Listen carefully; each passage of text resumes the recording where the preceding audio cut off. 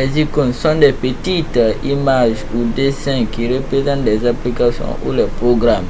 Je vais vous montrer une icône. Une icône, prenez un exemple. Je vais vous faire un petit schéma d'une icône. Voilà une icône. Comme Adobe Premiere Pro.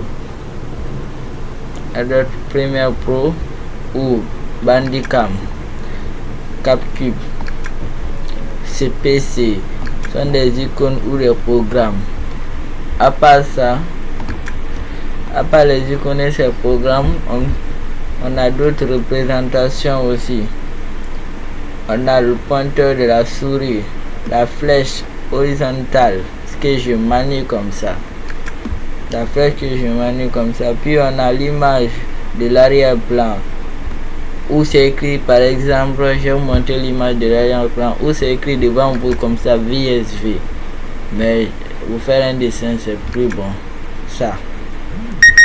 VSV, c'est l'image. Après ça, on a après VSV, on a la barre de tâches. La barre de tâches. C'est la barre de tâches. Après la barre de tâches, on va faire l'étude des propriétés d'affichage du bureau. Définition, l'arrière-plan, c'est un texte ou une image mobile qui couvre totalement le bureau de Windows.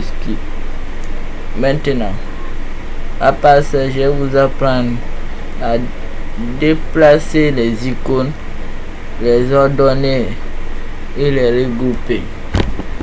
Pour déplacer les icônes, c'est pas difficile. Je clique droit, affichage, puis je désactive la réorganisation automatique. Puis maintenant je peux déplacer n'importe quelle icône qui me plaît et je peux sélectionner les déplacer dans un ensemble. Sélection, puis je les déplace dans un ensemble. Pour les remettre à leur place, il suffit d'appuyer clic droit, affichage, réorganisation automatique des icônes, tout revient à leur place. Aussi, je peux masquer ces icônes en appuyant ça. Pour les faire réapparaître, clic droit, puis je les fais réapparaître. Pour agrandir leur taille, moyenne,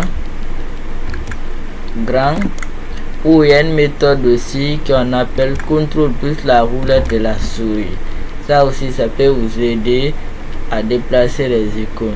Ce tuto prend fin ici. Merci.